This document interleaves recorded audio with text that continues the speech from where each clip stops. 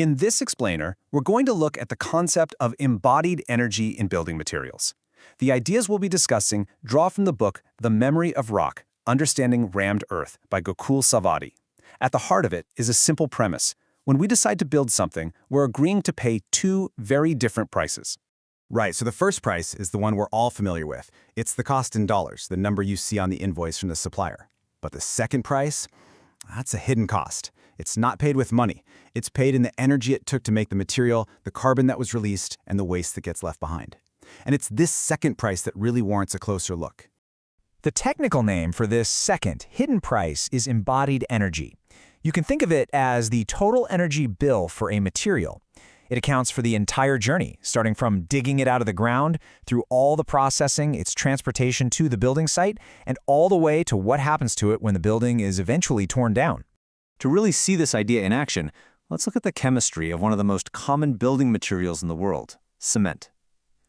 The way it's made is where a huge amount of this energy debt is created. So it starts in a quarry with limestone. That rock is dug up, crushed, and then put into a huge rotating kiln where it's heated to an incredible temperature.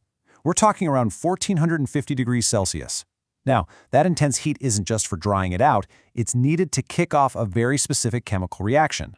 The reaction is called calcination, and this is the crucial step.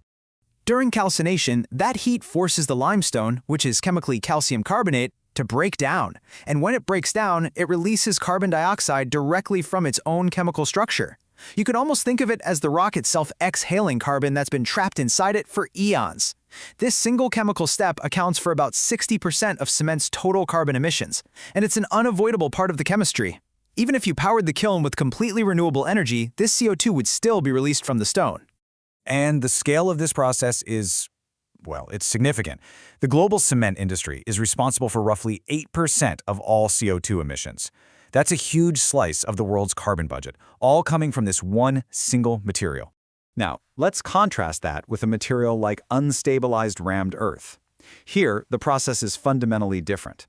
You excavate soil, often from the building site itself.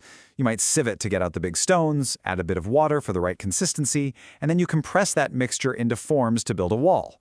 And that's pretty much it. There's no kiln, there's no high-temperature chemical reaction. The embodied energy is basically just the fuel for the digging equipment and the human labor involved. This difference in how the materials are made is really just the first chapter. To understand the full embodied energy, you have to look at the entire life cycle, from where the material comes from to where it ends up. If we put them side by side, the paths diverge pretty dramatically.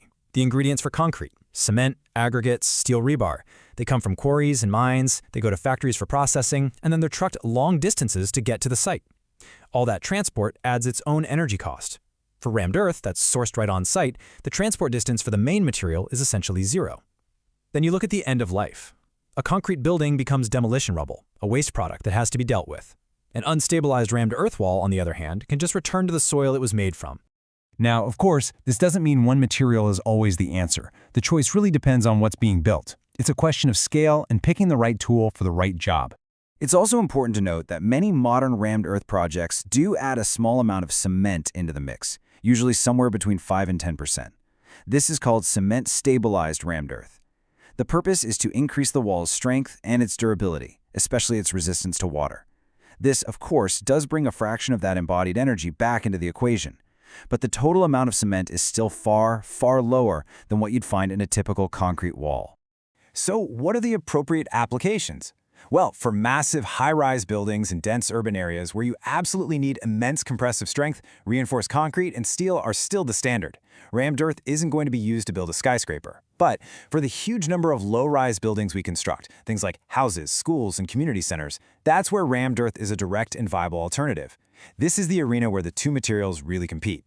And all of this brings us back to that initial idea of two prices. One way to frame embodied energy is to think of it as a form of carbon debt. Some materials, just by the nature of how they're made, start their life having already taken out a massive loan from the planet, a debt that's incurred the moment they're created. Other materials, however, simply don't take out that loan in the first place.